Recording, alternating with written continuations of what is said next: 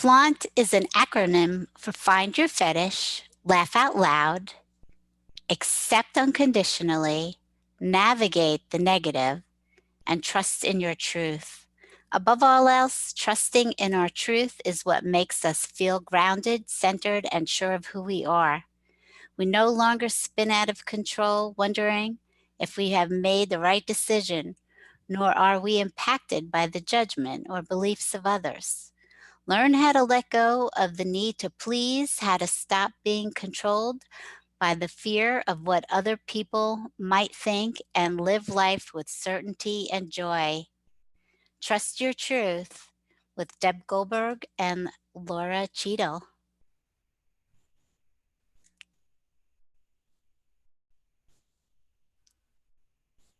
Angel Heart Radio programs should not be used to replace your legal or medical advice, nor your own sound judgment. In truth, nothing can dim your magnificence. You are a divine spark, a universal light. You are here on purpose. You are part of a divine plan. And it's our joy to support you. We're here to celebrate you. Welcome to Angel Heart Radio. Powered by love, Angel Heart Radio is brought to you by AngelLight777.com. A Divinely Ordered Life with spiritual teacher Deb Goldberg on Angel Heart Radio starts now.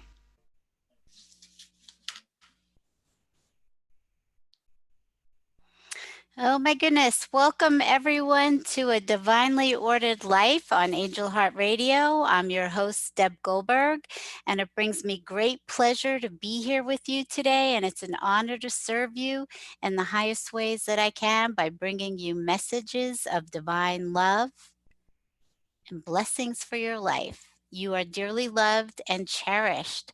So welcome. We have a great show for you tonight.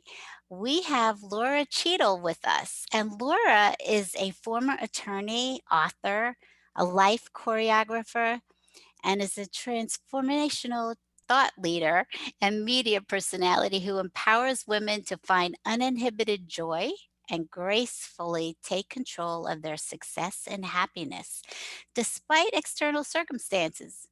By cultivating a sense of naked self worth, which is the ability to show up confidently and comfortably in all facets of one's life as they are, not as they think they should be. Women discover that who they are right now is more than enough. And her book, Flaunt, Drop Your Cover and Reveal Your Smart, Sexy, and Spiritual Self, is available wherever books are sold. And she also has a podcast that you can listen to. And we'll have Laura tell us all about that. And so, welcome, Laura, to Thank you. Angel Heart Radio. Thank you, Deb. I am so honored to be here with you tonight. I am too. I'm so grateful when I get connections from my friends. And Dr. Lynetta Willis said, "Oh, you have to meet Laura." And so Laura and I did have a conversation before we got here to now. And I was just like, yes, this is the right thing to do. And she's got such a great message. But Laura, I would really like you to start off with, how did you get here? How did you get to where you are from an attorney and I believe a burlesque dancer to an empowerment coach? Absolutely. You know, like so many journeys, it was a little bit long and convoluted. It wasn't just point A to point B. The common denominator in all of the iterations that I went through, however, were that I lost a sense of myself. I grew up seeking to please. In school, they give you the syllabus, they tell you what to do, you do it. You get your straight A's, you get your degree, you go to law school, you pass the bar, you get the job. You do what you're supposed to do in the right order.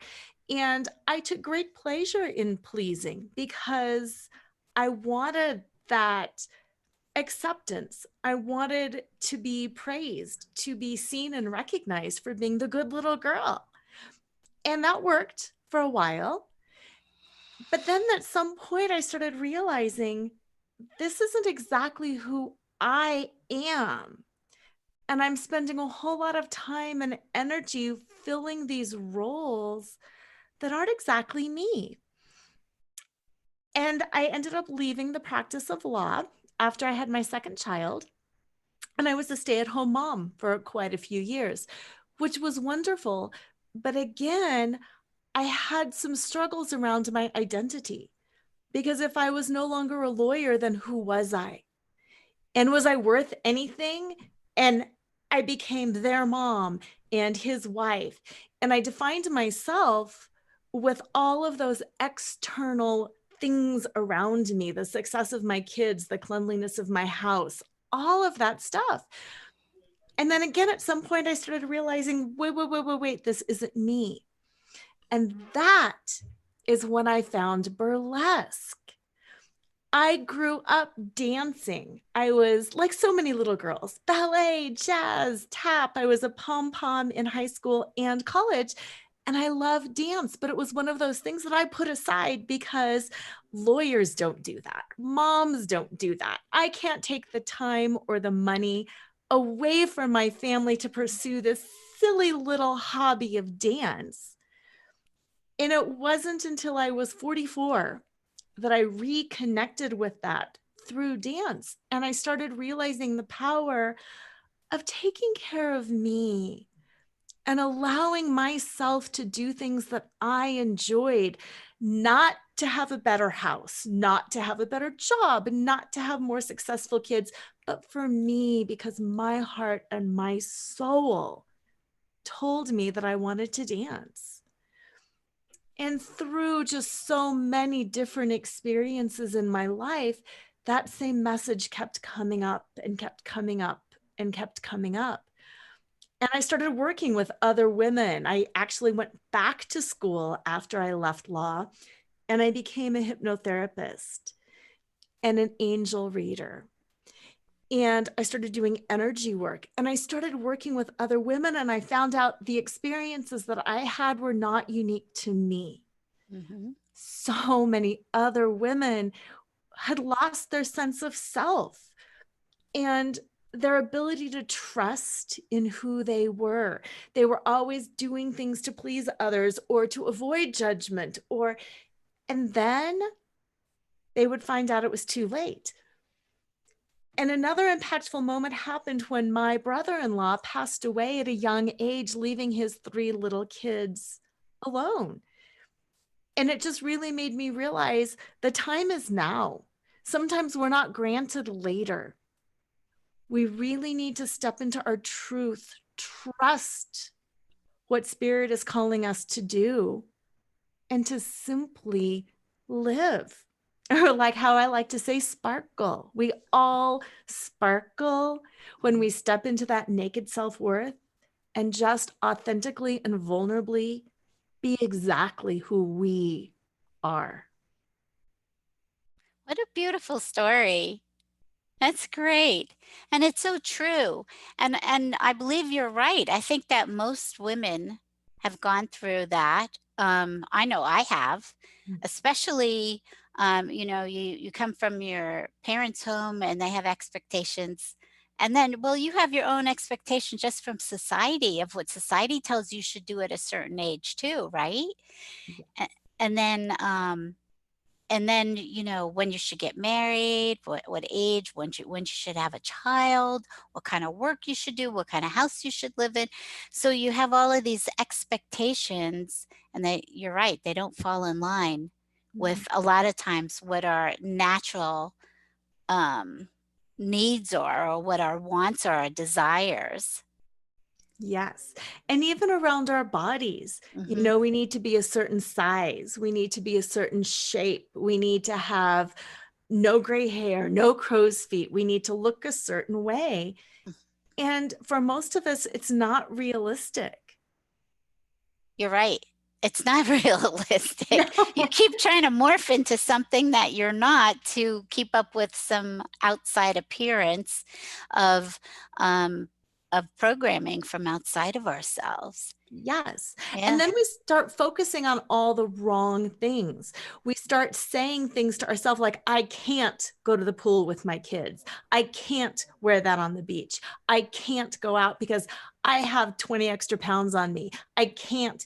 Well, all we do then is hurt ourselves. We are not fully engaging in life, whether it's relationships or showing up or doing things. We have all of these stories built up around, well, I have to lose the weight first. I have to have the relationship first. And not until my kids get older. Well, once I make partner, well, once I find a new job, and all we do is delay, delay, delay, delay, delay. And then we've never lived. Hmm.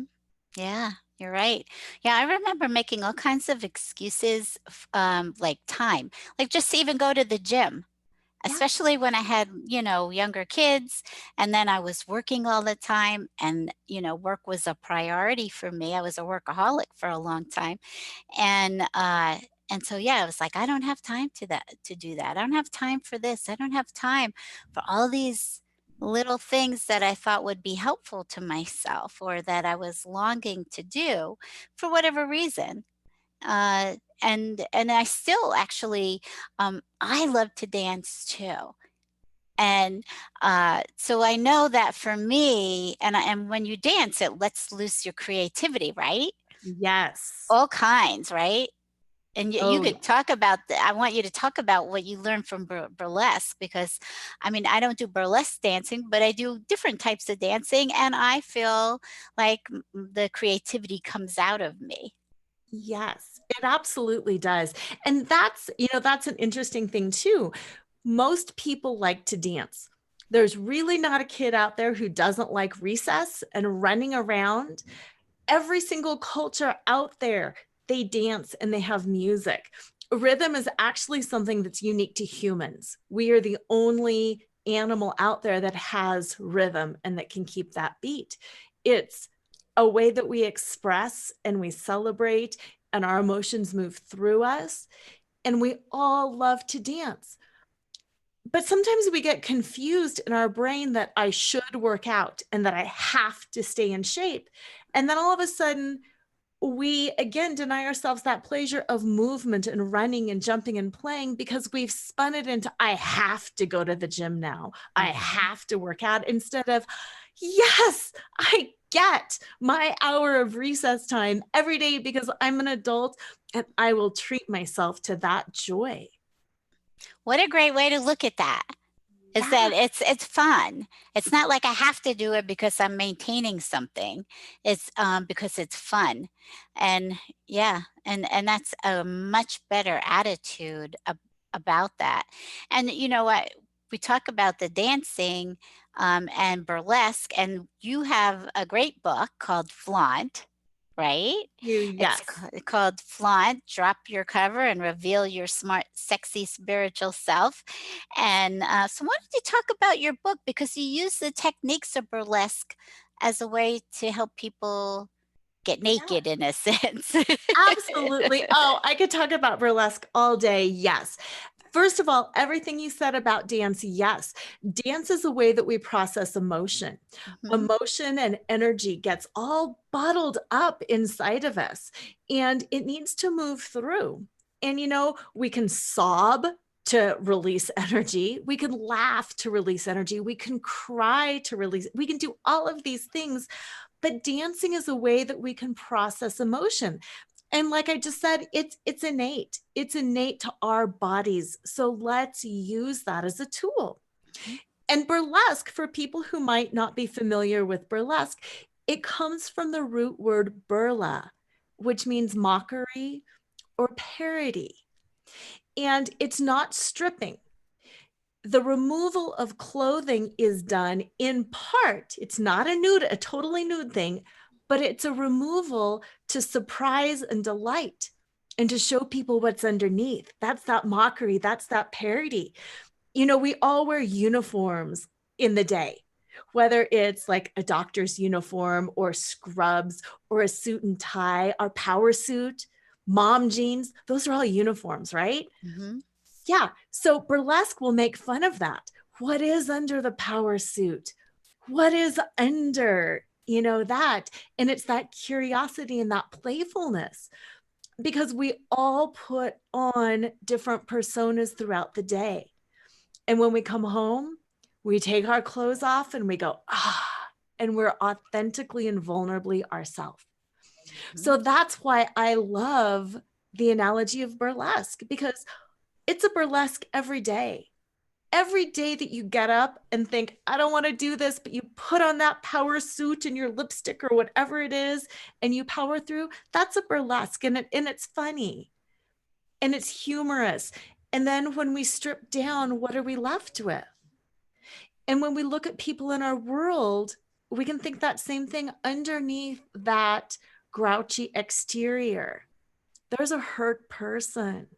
Mhm. Underneath that confident, powerful person, gosh, they could be having a really tough, they could have a partner at home on chemo. We don't know. Mhm. And it's looking at what is underneath and getting to that heart and exposing that. And that's powerful. It is. It is very powerful. And that's what we're all here to do. And it's really amazing that we've all learned to put this costume on. We've all learned to put on these clothes. And it kind of goes back to that, I'm not a religious person um, but it goes back to that story of Adam and Eve where all of a sudden they were naked in the garden, right? And they Yes. felt like they felt shame and they had to put everything goes back to there of like, okay, so we put this really heavy duty costume on and also let the experiences of life freeze our heart, Yes. make it really like we in so much protection over our heart. And then the whole spiritual awakening process is really undoing all of that, right? Yes, it is. It is. And I love that you had mentioned that whole Adam and Eve and shame piece, because we're all naked. We're all just bodies. And Mhm. there's so much taboo built up around, you might see a certain body part for a certain reason, and then with the heart, there's shame and taboo around, men can't cry. Mhm. They don't want to be weak. A woman can't be emotional. There's all these taboos around what we can and can't do. But underneath it all, we're all wounded. We're all vulnerable. We're all naked. And we don't look like the models in the magazine and the Mhm. people on TV. Mhm. That's not real. Right. And as you're talking, I look at this as a human condition. It's not just women. Men have Right. learned how to be too. Men have learned that, they had to be the breadwinner and that they have to be a certain way, being macho maybe or manly, and that, crying or something is just not, or pursuing their interests because Yes. they're so busy providing or doing the things the way that their father did it or their grandfather did it. And so this is really a human condition. Yeah, it really is. One of my favorite stories, I was at a book signing and there was a gentleman that just kind of kept walking around on the outside. And then at the end, when I was signing books, he brought the book over to me and he said, I'm getting this for my wife. And I said, wonderful. What's her name? I'll sign it to her. And he paused and he said, I'm just going to be honest. The book is for me. Sign it to me. That's great that he and then so he was able to come forth and be naked, right? Exactly. Because you're right, it is the human condition. We Mhm, all live up to expectations. We all try to fill roles. We're all stereotyped, and it really can be tragic. mhm. Mhm. Yeah, yeah, we can be a stereotype, yeah, and then you're not using your unique gifts. You haven't found the treasure inside of yourself. I know Yeah. for me, getting awakened by, Jesus and God, that's what made me realize, oh, there's a lot more going on here than just living this life that we're doing every day. Yeah. And yeah, that there's more to you than you understand. And so and everybody wakes up to that in a different way, Mm-hmm. right? Absolutely. Oh, absolutely. And that's kind of why I intentionally chose the word smart, sexy, and spiritual in my title. Because until you're really woken up to the fact that you can be a lot of different things, most people think if you're spiritual, you look one way. You are either, a crazy religious person, or you're this woo woo spiritual person. That's it. Mhm. Or you're sexy and you're easy and you're not a good mom and you're, all of these negative things, especially about women. Or you're smart and you have a chip on your shoulder and you're not very caring and you're not nurturing and you're a workaholic. And we have these very rigid boxes, but you know what? We're all of that. Mhm. And it's not mutually exclusive. We can be all of that Mhm. all at the same time, and we can also have our own flavors within that. Great. That's great because yeah, we have the abilities to all of those aspects and character traits within each one of us and be that at different times. And we're still a whole person. We're Yes. still a whole person, right? With that whole all of that diversity going on inside of us. But if you're like you're saying, if you're not in touch with your your heart's desire, your soul's yearning, you're really missing out on passion. Mm-hmm. Mm-hmm. Yeah, it's that real meaning. It's that I call it the uninhibited joy, Uh-huh. because most of us inhibit our joy. Whether it's the belief that, oh, well, if it feels good, it's got to be wrong, or that belief that we're lazy or that we're not good enough or that we have to do something in order to get that joy.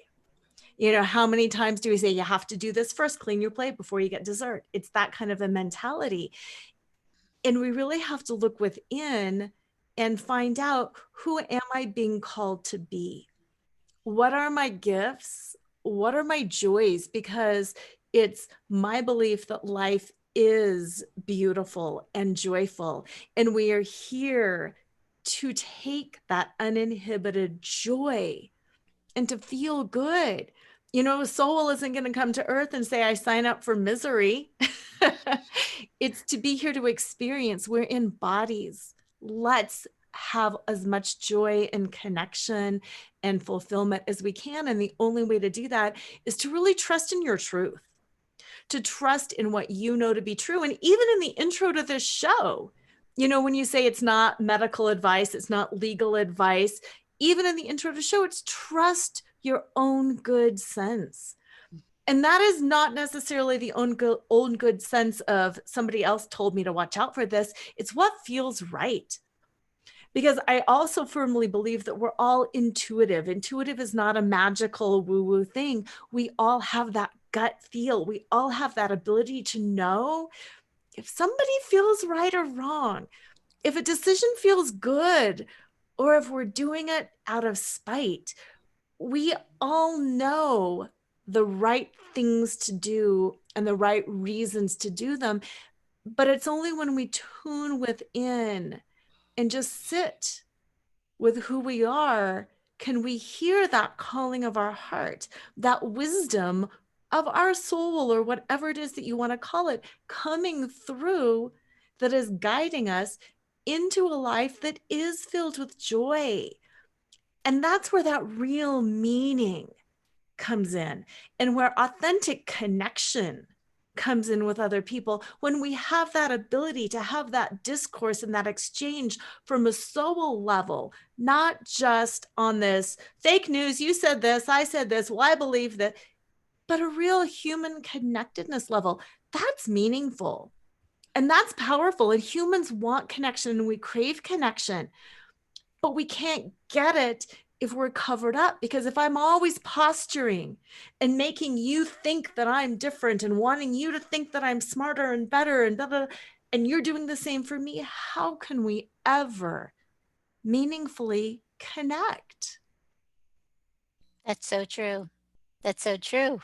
Because you're so busy trying to be who you think others want you to be or who you need to be so that other people like you or love you. Mm-hmm. And and that's what we're trying to undo, all of that stuff. So I really love your talking about trusting your own truth. Um, and I know that for me, it took me a long time to even understand what that was because I didn't trust my own self and what my emotions were or my feelings, or I denied them, or is it right or is it wrong? And so I would go through this whole gamut of trying to say, okay, well, this is coming up, but I don't know if I can trust it. I don't know if it's my ego or if it is my genuine natural spirit inside that wants me to do something. And it took me a long time to weed through that because I spent so much time pushing down my feelings and not giving my feelings any credibility because I didn't know how to do that. It's kind of the way I was raised. And then, you know, for 56 years I didn't do that until Jesus was like, hey, there's nothing wrong with your feelings, Deb, and you need to start feeling them instead of living in numbness or being so focused in what I was doing and loved it that I focused on that and nothing else. Mm-hmm. So maybe you want to talk a little bit about how people can start really listening to their own desires and their intuition. Yes, absolutely. And I'm glad that you shared what you did because the first part of my book is called Recognize and Release. And I start with the childhood and I just have some childhood self reflection stories. Reflect on the things that you were taught. Try to get out of the idea of this is good or this is bad. Just think about the things that you were taught, whether it's from your parents or your teachers or your culture or your religion, whatever it is, just think about some of the things that you were taught. And then compare that to when you're an adolescent. Because adolescents kind of try to push away from their parents, they try to push away from their families, and they try on some different identities. And for the first time, they're aware that, oh, there's another way to do it. Because we're only raised in our family, that's all we know. And then as adolescents, our world broadens. So the whole first part of my book and what I challenge listeners to do right now is to just spend some time reflecting on some of the things that they were taught and that they believe. And then just ask themselves gently, without agenda, is that belief true for me? One thing that came up for me that was a really difficult thing to balance was when my kids became young adults. The idea of how do they go from being kids to being adults?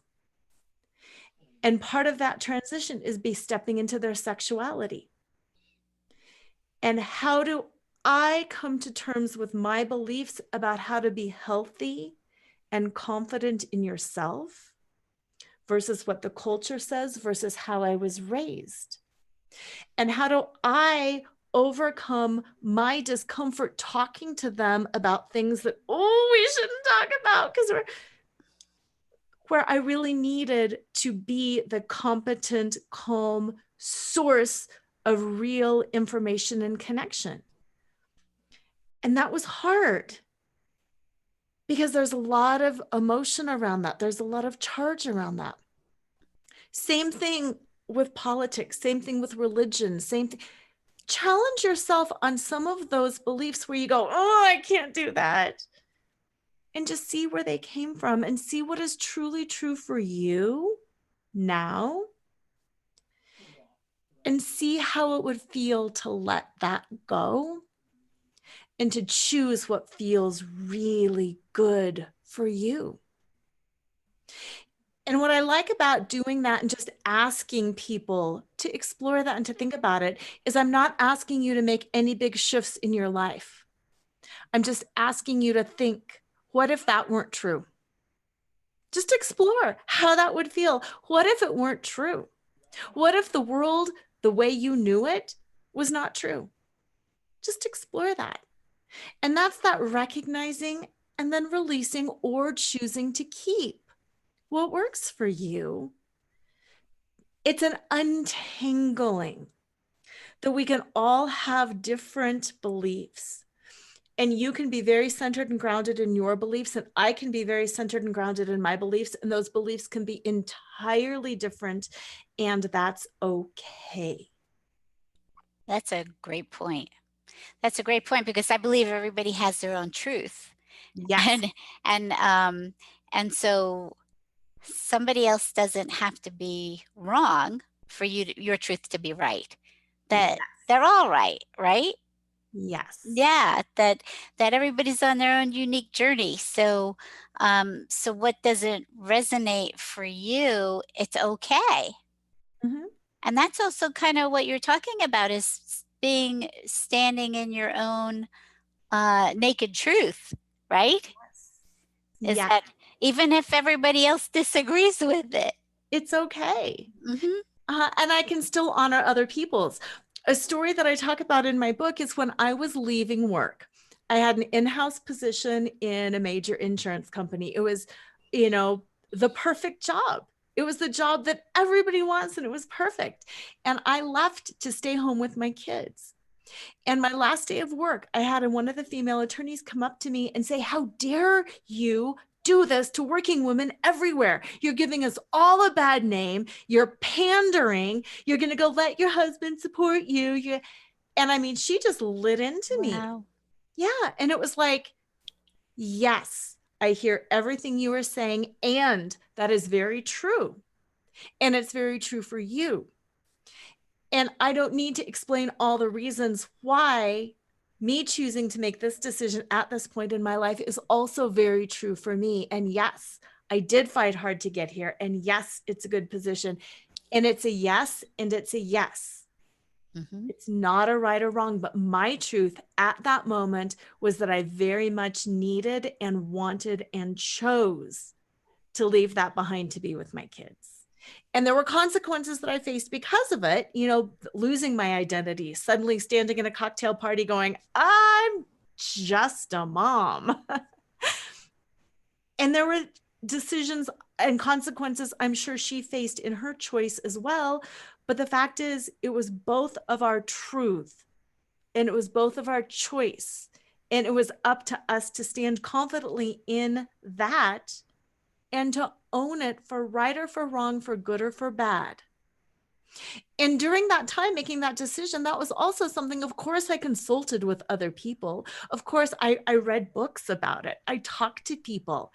But ultimately, it was my decision. I had to go within and sit and decide and own that truth. Right, right. It's really your heart's desire.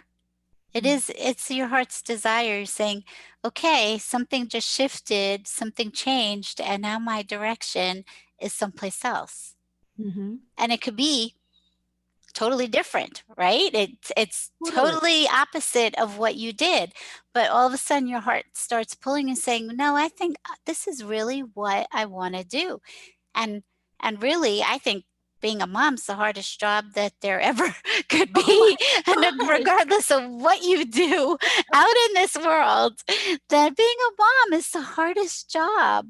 Yeah. Um, and it's the most rewarding job, but you don't get the acknowledgement No, for that job. no, you absolutely don't. And there's a section too. I just grabbed my book, but I don't see it right off the bat.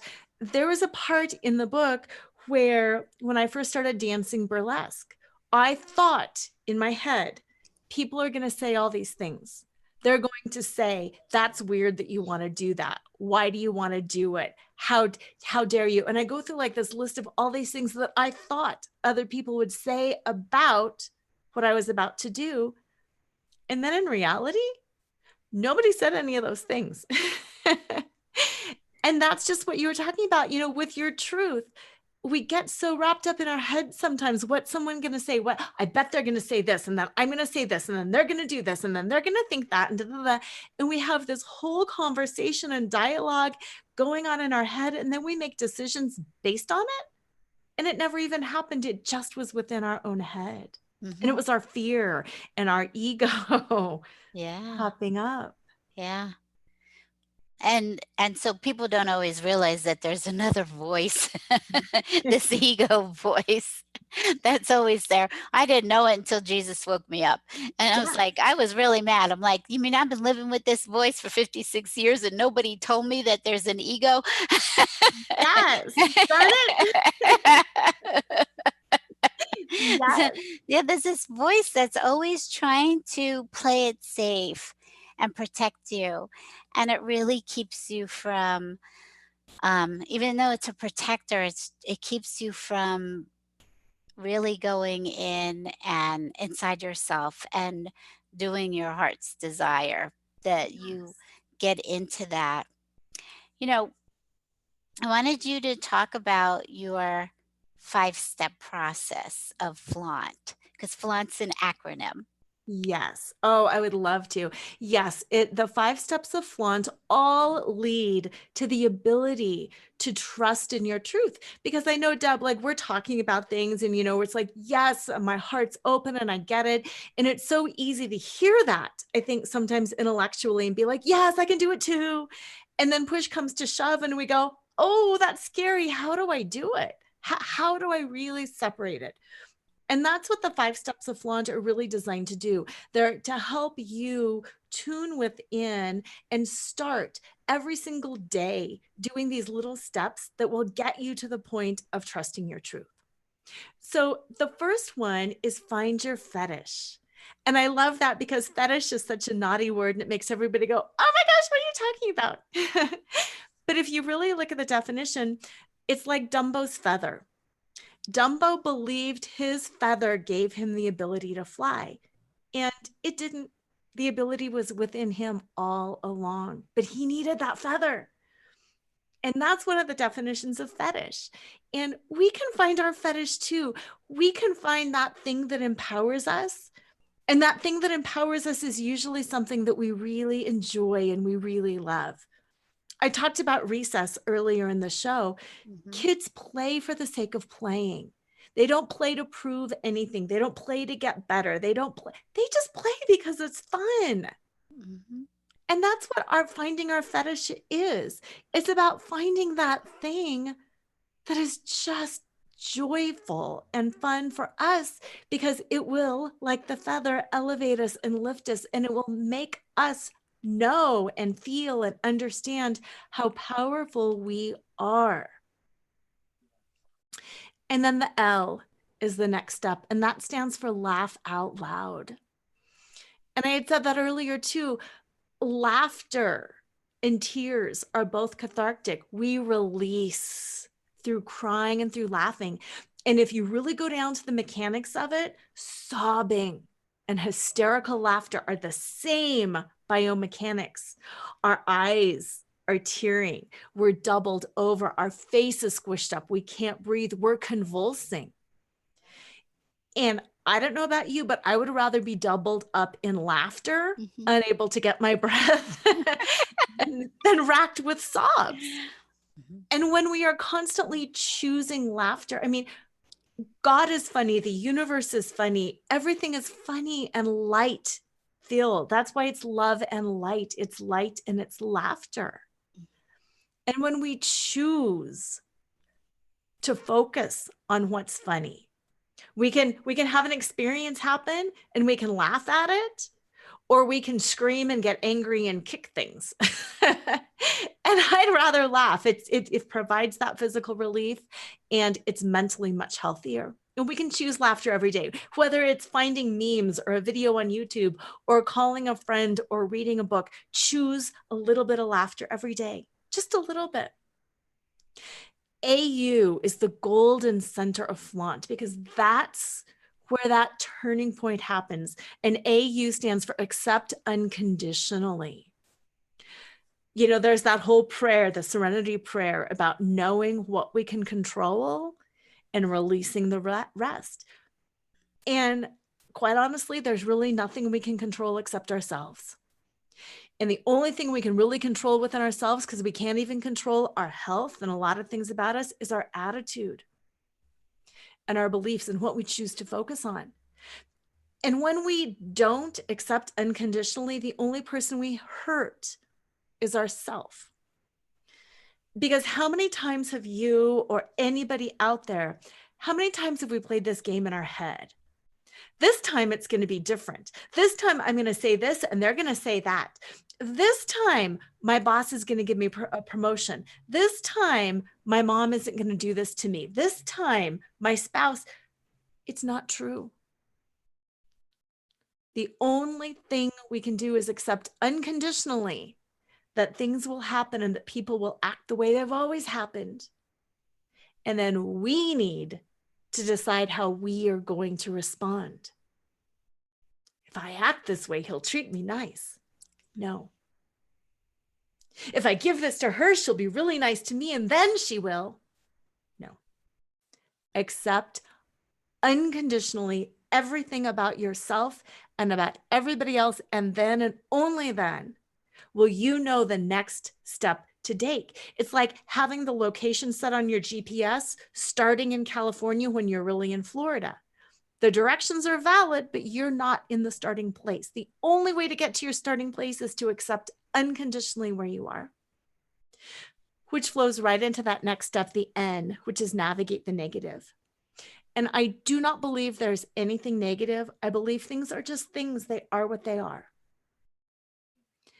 And we have to navigate. If we have a destination in mind, sometimes we go over, sometimes we go under, sometimes we go around, sometimes we go through, sometimes we backtrack and wait. Just navigate. It's that accept unconditionally. Get out of the emotion of it and just go.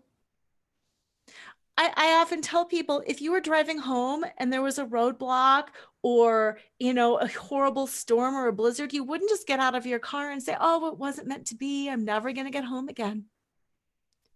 You navigate. You take the detour. You wait it out. It might take you 3 hours to get home, but you get there. You can be frustrated. That's okay, but just navigate it.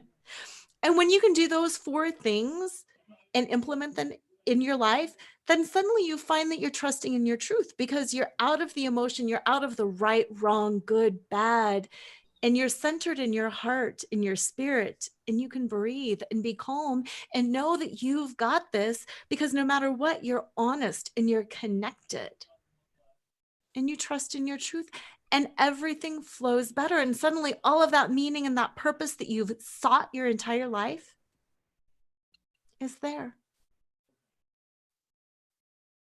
Yeah, those are great steps. They're awesome. Thank you. And as you're talking, I'm like, yeah, these are great steps. But they are a process. Yes. They're a process, right? That we're taking baby steps every day Yes. to walk those steps, right? Yes. And that's exactly it. It's a process and it's a practice. And some days they're really, really good. And then sometimes things happen. Yesterday kind of went off the rails for me. And that's okay because that's part of the navigation. Things didn't happen that I wanted to happen. And I get a whole new day today.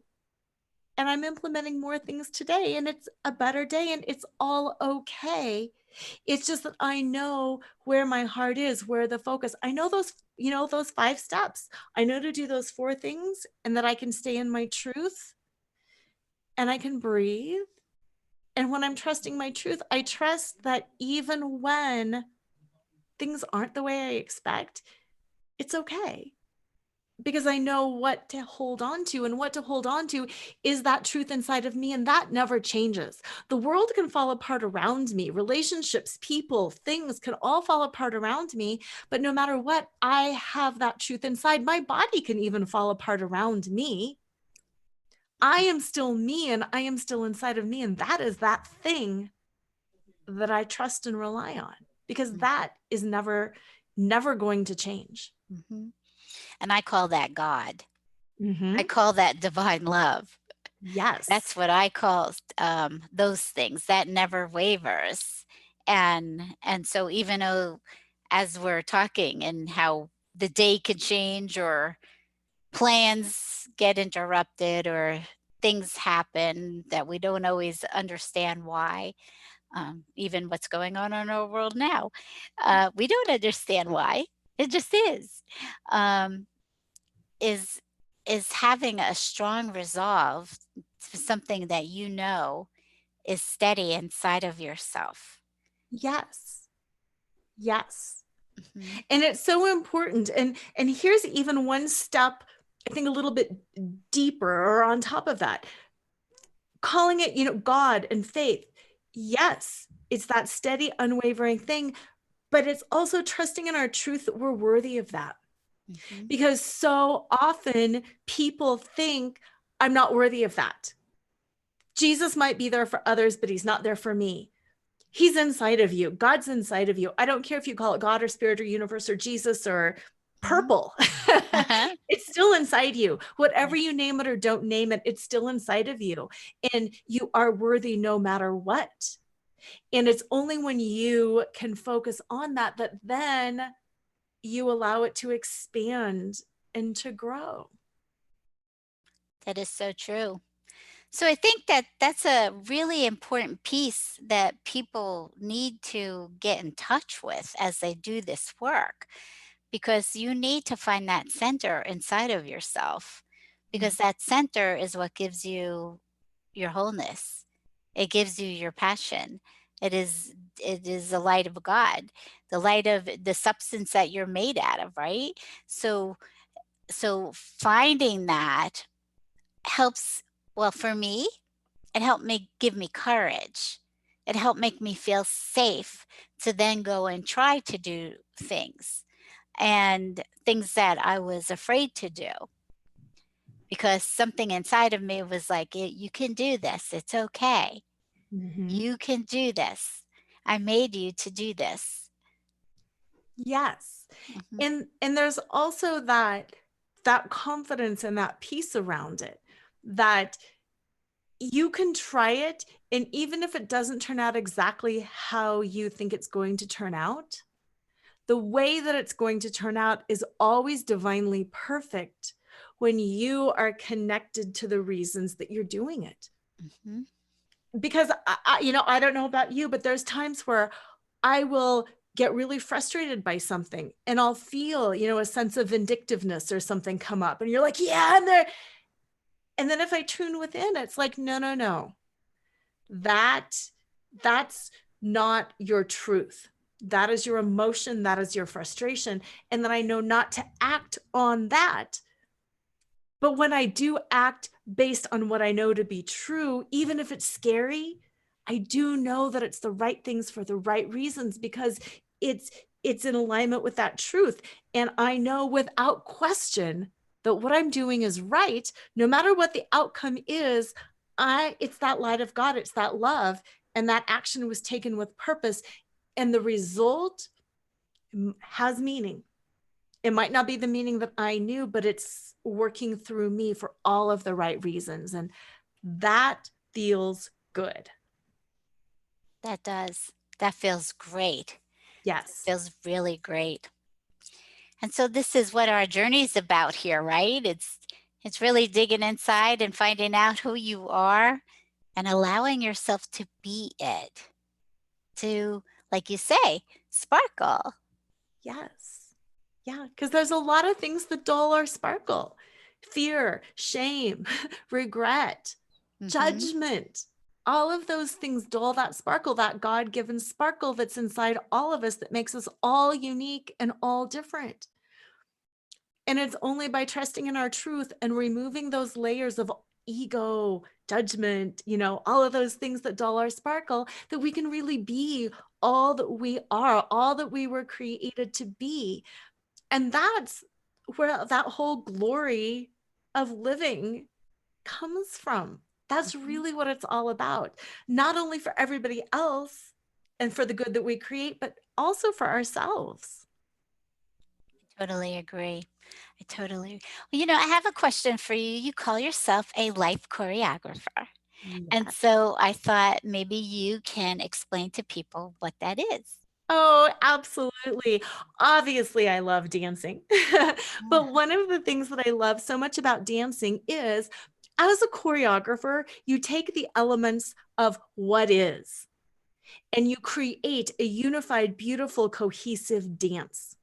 You take the stage, the size of the stage, the costumes, the skill and the talent of the dancers. You take all of these elements and you arrange it into this magical, beautiful dance that creates emotion and passion. And that's what we're doing in our lives. If we're created in the image and likeness of God, God's the ultimate creator, and we are the ultimate creators too. And Mhm. all we have to do is look within and start creating that vision of how we want our life to be. Because we're meant to dance through life. We're not meant to slog and suffer through life. So, how can we choreograph the kind of life that we dream of, taking into consideration? Yeah, I still have to work for money. Yeah, I have kids at home. I don't have a car that works. My house is doing this. There's all of these factors that are real. We have to do these real life things, chop water or chop wood, carry water. We have to do that while we're on earth. How do we do all of those things and choreograph this beautiful life? And that's what I really help people do, is take all of that and make it beautiful. Take all of that and help you tune within and glow and sparkle and dance and make your dance unique to you and beautiful to you and powerful to you, and have it evoke the exact emotion and feeling that you want it to evoke. Because that's truly what we're here for and what we do day in and day out. And that's the other thing with choreography. The sum total of our minutes make our hours. Our hours make our days make our week make our month makes our life. And instead of being like, oh yeah, someday it's going to be great and someday I'm going to enjoy it and someday, it's getting into that minutia. It's finding that 5 steps of flaunt in every moment and building and creating, because you can't choreograph something out of nothing. So it's just taking it down to every breath, choreographing it in every breath, and pretty soon your life is choreographed exactly how it was meant to be. That sounds like fun. It is. It That is. that sounds like a lot of fun. This has been such a great conversation and inspiration for people, that even in today, even where our lives are changed so much, you have the ability to step back and say, okay, how can I find more joy in my life? Am I doing my passion? Am I, or these fetishes that you're talking about? Can I find something that brings me so much joy I can't even imagine not having it as part of my life? Yeah. Mm, Finding that thing that helps you fly. mhm. Mm-hmm. Yeah. And Yeah. everybody has that. Yes. Every It came with you. Yes. It came with you. You weren't left out. You were you everybody has, a passion in their heart, several passions for all different types of things. So it's really finding what makes your heart sing. Mm-hmm. Yeah. And especially now, in a way, Mhm. it's such a gift to have life shift around you. It's very uncomfortable to have the rug pulled out from under you. trust me, I've had that happen, and it's awful. And, it's okay to get to that point where you think, I can't face another day. I don't know how to get out of bed in the morning. I can't carry on. It's okay to be there, because from that place, that's when the choreography gets good. That's when trusting in your truth has meaning. Because again, it's so easy when times are good to be like, yeah, it's fine. And I trust myself. And my heart says this. It's not until everything external is stripped away that you really go, I get it. Rubber meets the road. And now I know what I'm doing. Exactly. Exactly. Laura, thank you so much for joining me tonight. And can you please tell people how to get in touch with you? Oh, absolutely. They can get in touch with me a couple of different ways. My website is Lora, and my name is Lora. Simple spelling, Lora, Cheadle, CHEADLE.com. And I've got an amazing bundle of joy download if they come to my website with a guided MP3 meditation, a dance, and an intuition worksheet. They can also find me on Facebook, Laura Cheadle, and I also have the Flaunt Flock Facebook group for people going through this process of learning how to flaunt and trusting in their truth, who want to connect with other people who are also on the journey, to have, again, some of those difficult conversations. How do I get over this? Mhm. So yeah, I'm across all social, and Laura at lauracheadle.com or lauracheadle.com. Please reach out. I love chatting. Yes, please do. And Laura's going to be on Enlightened World Network tomorrow at 3 o'clock Eastern time, and she's going to do a meditation for us. So I'm really looking forward to being with you again tomorrow, too. I can't wait. I'm really looking forward to that as well. Hmm. Yeah, it's been really a pleasure meeting you, and all the things that you bring to the world to help other people find their joy. So thank you. You're Thank you. welcome. It's been a pleasure meeting you too. It's been really a soulful connection right off the bat. Mhm. Thank you. I agree.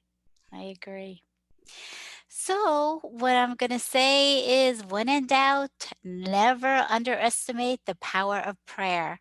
You are being listened to and heard throughout the universe, and it always responds with infinite and eternal love. Remember to go inside and listen through your heart for the whispers of heaven. God bless you, and I love you. Bye bye. You've been listening to another fabulous program on Angel Heart Radio. Our goal is to remind you of how much you matter in the world and to let you know that we appreciate who you are in the world. You can check out who's on, when we're on, and who our guests are at angelheartradio.com. Everything is there. It's all just one click away. Angel Heart Radio programs are powerful tools to help you in your life and your life experience. They are not intended, nor should they, be used to replace your medical or legal advice. Powered by love, Angel Heart Radio is brought to you by AngelLight777.com. The views and opinions expressed by Angel Heart Radio hosts, guests, co-hosts and associates should not be construed as advice from Angel Heart Radio.